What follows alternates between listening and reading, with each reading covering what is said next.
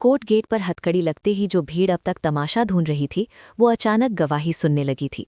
लेकिन असली लड़ाई बाहर नहीं, अंदर थी। शाम 5:19 पर अनु अपने अब्बू का हाथ थामकर कोर्ट की सीढ़ियां चढ़ी तो उसे लगा जैसे हर सीढ़ी पर उसका पुराना डर बैठा है। मगर आज डर बैठा नहीं था, डर हट रहा था।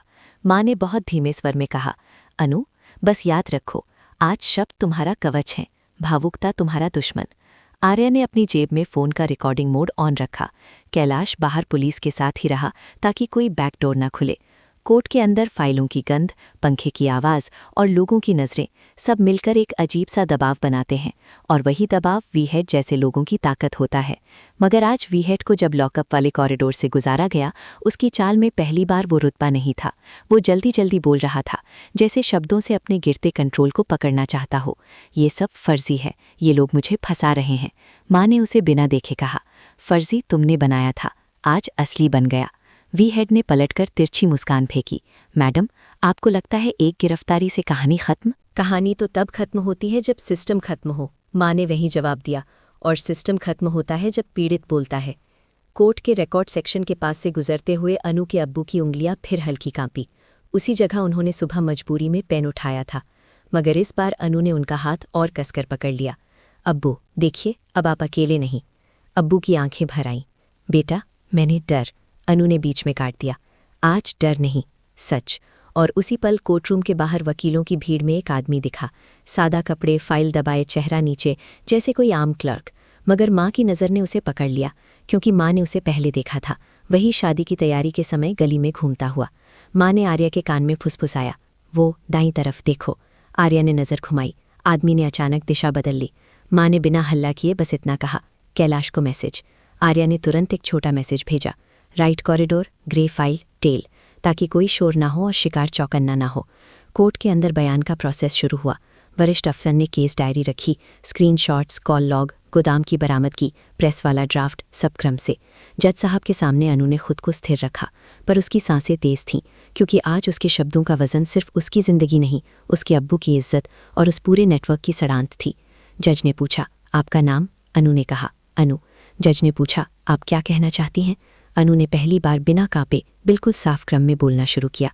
मुझ पर दबाव बनाया गया, मेरे नाक को मजाक बनाया गया, मेरे पिता को धमकाकर दस्तखत करवाने की कोशिश हुई, मेरे घर में शादी का नाटक करके मुझे मजबूर किया गया, और ये सब एक नेटवर्क के जरिए किया गया जो खुद को वी कहता है। जज ने पूछा, सबूत? अनु ने अपना फ़ोन आगे नहीं बढ़ाया, क्योंकि माँ ने पहले ही सिखाया था कि अदालत में भाव नहीं, प्रोसेस चलता है। उसने कहा, रिकॉर्डिंग पुलिस के पास है और कॉल रिकॉर्ड्स में वही नंबर बार बार आया है। मेरे पिता की आवाज़, धमकी की आवाज़ और लोकेशन पिंग सब रिपोर्ट में है। फिर जज ने अब्बू की तरफ देखा, आप बोलिए। और वही पल सबसे कठिन था, क्योंकि पिता की आवाज़ अक्सर बेटी के डर से दबती है।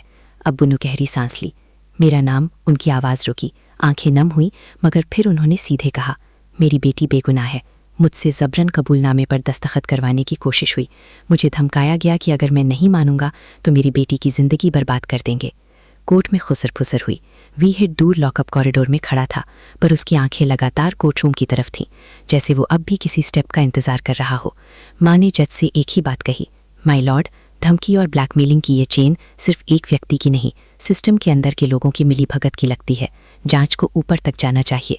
जज ने सख्त नज़र से पुलिस को देखा, आप लोग सुनिश्चित करें कि गवाह की सुरक्षा हो। वरिष्ठ अफसर ने सिर हिलाया, जी। और ये जी जैसे अनु के लिए थोड़ी राहत था, पर राहत ज़्यादा देर टिकती नहीं, क्योंकि नेटवर्क तभी वार करता है जब आपको लगता है कि अब सब सुरक्षित है। कोर्ट की कार्रवाई के बीच अचानक एक चपरासी क्लर्क ने आकर अफसर के कान में कुछ कहा। अफसर का चेहरा बदला। माँ ने तुरंत पूछा, क्या हुआ? अफसर ने धीमे से कहा, घर से खबर, आपकी बहन जी। माँ की आंखें सख्त, बहन जी क्या? अफसर ने कहा, उनके फ़ोन से एक मिस्ड कॉल उसी वीहेड नंबर पर गया है। एक पल को कमरे में सन्नाटा। अनु के चेहरे पर झटका। खाला ने? माँ ने तुरंत अनु की तरफ देखा। वो नज़र साफ कह रही थी, भावुक मत हो।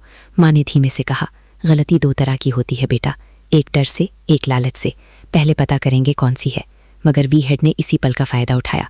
उसे जब कॉरिडोर में ले जाया जा रहा था, उसने जानबूझकर जोर से कहा ताकि पास खड़े रिपोर्टर सुने, मैडम, घर की औरतों का खेल है, आपकी बहन जी खुद मेरे पास आई थी। रिपोर्टर्स की आंखें चमकी। क्या? बहन जी का नाम बाहर जाते ही ये केस सच से स्कैंडल की तरफ मुड़ सकता था, और यही नेटवर्क की सबसे बड़ी जीत होती है, नैरेटिव बदलना। माँ ने 1 सेकंड में निर्णय लिया। उन्होंने रिपोर्टर्स की तरफ नहीं देखा, सिर्फ अफसर से कहा, वीहेड को अलग रखो और बहन जी की कॉल की डिटेल निकालो। कब, क्यों, किसने दबाव डाला?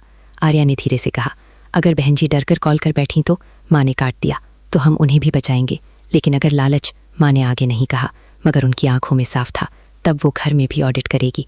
कोर्ट से निकलते वक्त अनु ने अपने अब्बू को सहारा दिया, मगर अब्बू ने खुद को सीधा किया। बेटा, मैं चल सकता हूँ।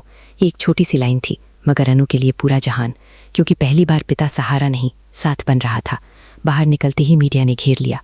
अनु जी, क्या आप शादी तोड़ रही हैं? क्या आर्या पर आरोप है? अनु ने सिर्फ इतना कहा, मेरी जिंदगी पर फैसला मैं करूंगी, और जो भी मेरे पिता को धमकाएगा वो कानून के सामने आएगा। माँ ने मीडिया को एक ही लाइन दी, हम केस अदालत में लड़ेंगे, अफवाहों में नहीं। और वहीं उसी भीड़ में वही सादा कपड़ों वाला आदमी फिर दिखा। इस बार वो थोड़ा पास था। कैलाश का मैसेज आया, tell lost near records corridor, may be inside. माँ की आंखें सख्त, मतलब वो अंदर ही अंदर घूम रहा है। आर्या ने कहा, वो कौन है? माँ ने धीमे से कहा, वो जो वी हेड के ऊपर है, या कम से कम उसका मैसेंजर। तभी वरिष्ठ अफसर ने आकर कहा, मैडम, हमें वी हेड के फ़ोन से एक नया अलर्ट मिला है, एक शेड्यूल्ड मैसेज जो 6:15 पर ऑटो सेंड होगा। माँ ने तुरंत पूछा, किसको? अफसर ने कहा, बहुत सारे नंबर और एक मीडिया ग्रुप। अनु का दिल थक, वो क्या भेजेगा? अफसर ने कहा, लगता है कोई वीडियो। माँ ने बिना घबराए कहा, 6:15 से पहले फ़ोन को आइसोलेट करो। अफसर ने कहा, हम कर रहे हैं। मगर ठीक यही खेल था। नेटवर्क कभी एक ही फ़ोन पर नहीं चलता। बाहर पार्किंग की तरफ जाते ही आर्या के फ़ोन पर अननोन नंबर से एक वीडियो आया, सिर्फ 8 सेकंड का। अनु के घर का ड्राइंग रूम, बहन जी रोती हुई, और एक आवाज़, मैंने सब किया, मैं ही वजह हूँ। वीडियो के आखिरी फ्रेम में किसी का हाथ दिखा, कलाई पर हल्का वी निशान। अनु की सांस अटक गई। खाला? माँ ने वीडियो 2 बार देखा, तीसरी बार फ्रेम रोककर बोली, ये फोर्स्ड कन्फेशन है, ये सच्चाई नहीं, सेटअप है। आर्या ने पूछा, कैसे? माँ ने कहा, क्योंकि बहन जी की आंखें कैमरे को नहीं देख रहीं, वो किसी को देख रही हैं जो कैमरे के पीछे धमका रहा है। और यही माँ ने असली चाल चली। उन्होंने अफसर से कहा, घर तुरंत, लेकिन पहले बहन जी के आसपास के सीसीटीवी और नेबरहुड कॉल डेटा। अगर ये वीडियो 6:15 पर फैला तो नैरेटिव बदल जाएगा।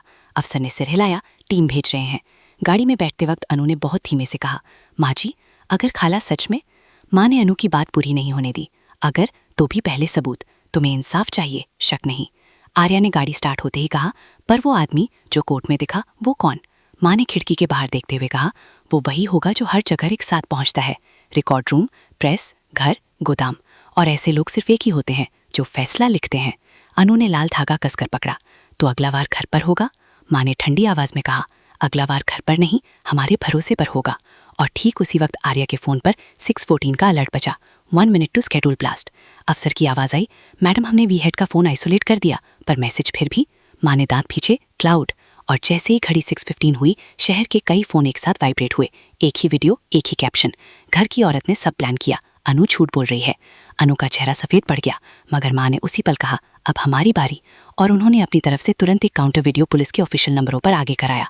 अनु के अब्बू का कोर्ट वाला बयान, धमकी वाली रिकॉर्डिंग और वी हेड की गिरफ्तारी का टाइम स्टैम्प, ताकि झूठ का नैरेटिव सच से दब जाए।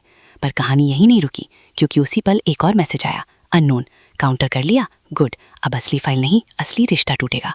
और साथ में एक फोटो, अनु के घर के अंदर किसी ने अलमारी के पास से ली हुई, जहां असली फाइल छुपी थी। माँ की आंखें पत्थर, मतलब घर में अभी भी कोई है। आर्या ने दांत पीसे, इनसाइडर? अनु ने धीमे से कहा, तो अब मैं? माँ ने अनु की तरफ देखकर कहा, अब तुम बोलोगी, लेकिन इस बार घर के अंदर। और गाड़ी जैसे ही घर की तरफ मुड़ी, दूर आसमान में शाम का अंधेरा गाढ़ा हो गया, क्योंकि नेटवर्क का आखिरी खेल हमेशा बाहर नहीं, घर की दीवारों के अंदर खेला जाता है।